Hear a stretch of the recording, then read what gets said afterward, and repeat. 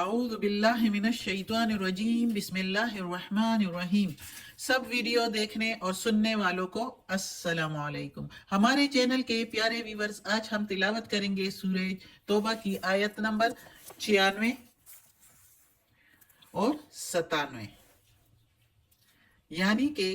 آیت number 96 and 97 انشاءاللہ تلاوت کریں گے ترجمہ کے ساتھ اور تفسیر کے ساتھ۔ تو چلیں شروع کرتے ہیں آج کا سبق، لیکن شروع کرنے سے پہلے چینل کو سبسکرائب کریں، بیل نوٹیفیکیشن کو آن کریں تاکہ اگلی ویڈیو آپ کو آسانی سے ملتی رہیں، اور ہو سکے تو شیئر بھی کریں تاکہ زیادہ سے زیادہ لوگ دیکھیں، آپ کو بھی ثواب ملے اور مجھے بھی۔ تو چلیں اب شروع کرتے ہیں آج کا سبق۔ اعوذ باللہ من الشیطان الرجیم بسم اللہ الرحمن الرحیم۔ یحلفون، وہ قسمیں کھائیں گے، لکم تمہارے لیے، تو یا تمہارے آگے، لتردو تاکہ راضی کرے، تاکہ راضی ہو، عنہم ان سے، تاکہ تم راضی ہو ان سے، فَإِن پھر اگر، تردو تم راضی ہو، عنہم ان سے، فَإِنَّ اللَّهَ پس بے شک اللہ، لا یرضا نہیں راضی ہوتا، عن القوم الفاسقین فاسق لوگوں سے، انل کے میننگ سے قوم لوگ، فاسقین فاسق لوگ، نافرمان لوگ۔ اب اس آیت میں بھی وہی منافقین کی بات چلی آ رہی ہے، جو غزوہ تبوک کے موقع پر ان کی منافقت بالکل سامنے آ گئی۔ تو اللہ تعالیٰ کہتا ہے کہ اب جب آپ محمد صلی اللہ علیہ وآلہ وسلم سے اللہ تعالیٰ فرما رہا ہے کہ جب واپس آؤ گے تو یہ لوگ جو ہے قسمیں کھائیں گے تیرے آگے تاکہ تم راضی ہو جاؤ ان سے، اور وہ یہ قسمیں وہ دل سے نہیں کھائیں گے، وہ اس دنیا کی مال و دولت اور وجاہت کے لیے کہ ان کی رسوائی نہ ہو معاشرے میں، اور ان کو جو ہے عزت مل جائے، اور مال اور دولت غنیمت کے مال میں سے بھی ان کو حصہ ملے۔ تو ان چیزوں کے لیے یہ جو ہے قسمیں کھائیں گے تاکہ راضی ہو محمد صلی اللہ علیہ وآلہ وسلم ان سے۔ تو اللہ تعالیٰ کہتا ہے کہ اگر محمد صلی اللہ علیہ وآلہ وسلم تم ان سے راضی بھی ہو جاؤ تو اللہ تعالیٰ ان سے راضی نہیں ہوگا، ان فاسق لوگوں سے۔ یہ جھوٹے لوگ ہیں، فاسق لوگ ہیں، نافرمان لوگ ہیں۔ تو جن سے اللہ راضی نہیں ہوتا تو اس سے اللہ کا رسول کیسے راضی ہو سکتا ہے؟ لیکن ان کو ان کے حال پر چھوڑ دیا، جس طرح کہ پچھلے سبق میں ہم نے پڑھا تھا کہ اللہ تعالیٰ نے کہا کہ ان کو چھوڑ دو ان کے حال پر، اور ان کے دلوں پر اللہ نے مہر لگا دیے، اور ان کا ٹھکانہ جہنم ہے، اور یہ ان کے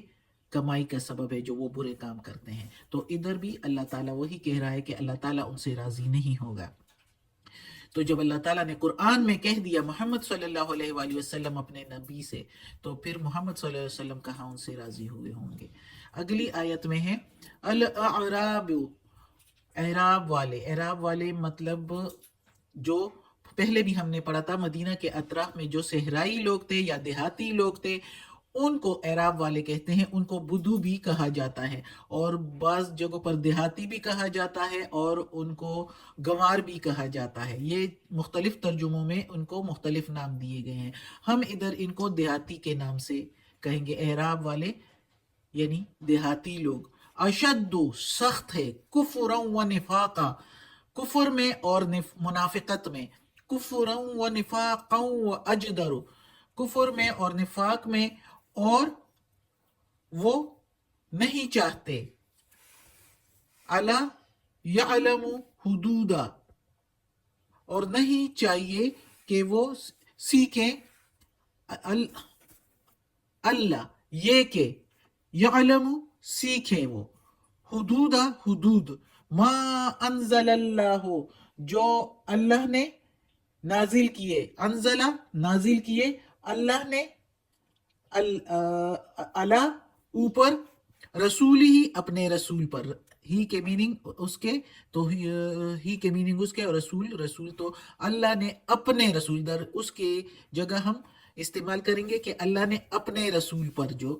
اتارے ہیں۔ حدود یعنی اللہ نے جو احکامات، حدود کے میننگ احکامات جو اللہ نے اس قرآن میں اتارے ہیں۔ تو اس آیت میں اللہ تعالیٰ کہتا ہے کہ دیہاتی لوگ زیادہ سخت کفر میں جو ہے وہ منافقت میں اور کفر میں زیادہ سخت ہے، اور لائق اس لائق نہیں ہے، نہیں چاہیے یا نہیں ہے لائق یہ کہ جان لے یا سیکھ لے وہ حدود جو اللہ نے اتارے ہیں اپنے رسول پر۔ واللہ، اور اللہ، علیم حکیم، اللہ جاننے والا اور حکمت والا ہے۔ بے شک اللہ دلوں کا حال جاننے والا اور حکمت والا ہے۔ اللہ کی ہر کام میں کوئی نہ کوئی حکمت ضرور ہوتی ہے۔ تو اس آیت میں اب اللہ تعالیٰ عراب والوں، دیہاتی لوگوں کی بات کر رہے ہیں۔ یہ دیہاتی لوگ،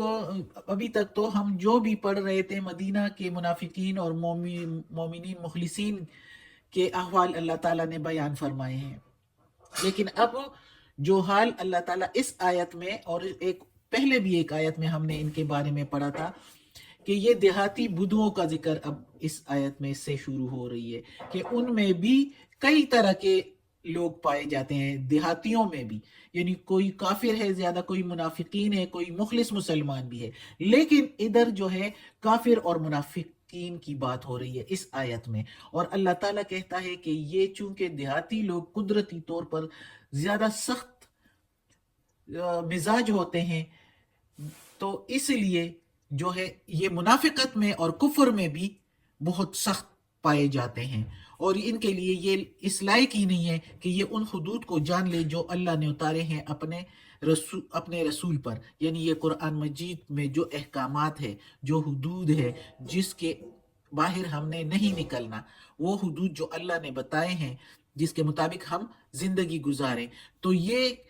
کفر میں اتنے سخت ہے کہ ان کو اگر یہ حدود بتائے جائیں تو یہ مزید جو ہے برہم ہو جائیں اور غلط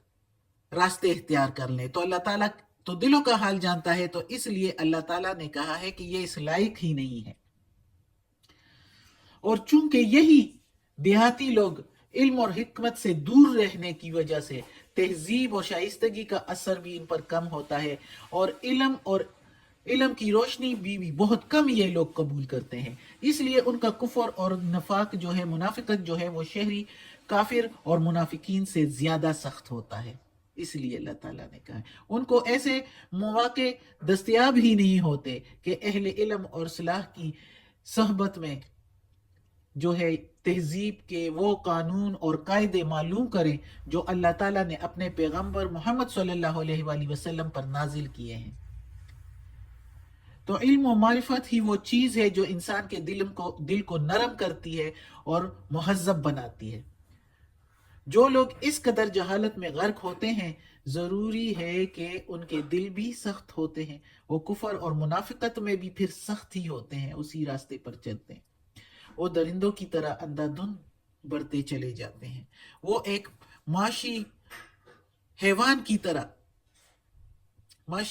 طرح صرف رزق کے